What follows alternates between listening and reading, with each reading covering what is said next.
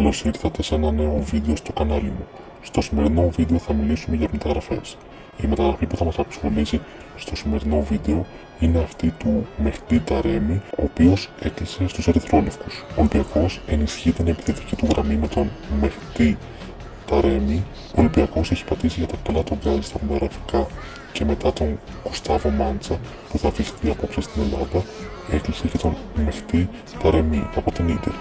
Οι ερυθρόλευκοι ήρθαν σε πλήρη συμφωνία με την Ίντερ για την απόκτηση του Ιρανού στράικερ και περίμεναν το OK του παίχτη για να ολοκληρωθεί η μεταγραφή. Ο Ταρέμι είπε τελικά το ναι και πλέον η απόκτησή του από τους ερυθρολευκούς είναι θέμα ωρών.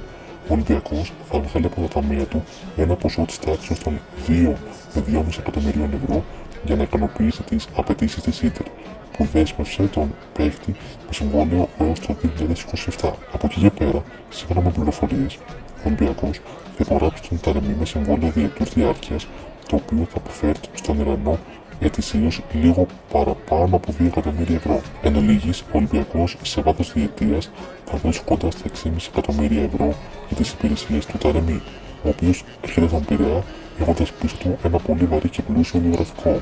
Επίσης, θα πρέπει να σημειωθεί ότι ο Ταρέμι έρχεται να προσθεθεί στους Αγιούμπ Ελκαμπή και Ρόμαν Γιάρεμτσουκ, δηλαδή ο Ολυμπιακός θα συνθέσει μια επιθετική τριπλέτα με συνολικές απολαβές ετήσιες που θα ξεπερνούν τα 6 εκατομμύρια ευρώ. Και εδώ θα πρέπει να σημειωθεί ότι μιλάμε για καθαρές απολαβές, δεν υπολογίζονται δηλαδή τα λεφτά της εφορίας.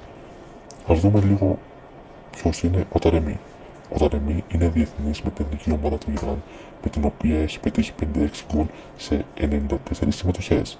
Στην Ίντερ μεταπήδησε τον προηγούμενο καλοκαίρι από τον Πόρτο ως ελεύθερος, έπειτα από μια τετραετία στο Ντραγκάο με απολογισμό 91 γκολ και 56 assist σε 182 αγώνες. Την περσινή σεζόν με τη φανέλα των Νερατζούρι είχε σε 43 συμμετοχές σε όλες τις διοργανώσεις 3 γκολ και 9 assist. Στον Ολυμπιακό θεωρούν ότι εκτός από φουνταριστός μπορεί να επιτελέσει και τον ρόλο του Παύλου Κοστούλα, δηλαδή να παίξει πίσω από το καθαρό αιμονιάρι, είτε τον Γιάρεμτσουκ είτε τον Ελκαμπή. Αυτή είναι η νέα μεταγραφή του Ολυμπιακού. Ο Ταρέμι, γράψτε μου στα σχόλια τι πιστεύετε, είναι καλή προσθήκη ή όχι. Εάν σας άρεσε το βίντεο, μην ξεχάσετε να κάνετε ένα like και ένα subscribe.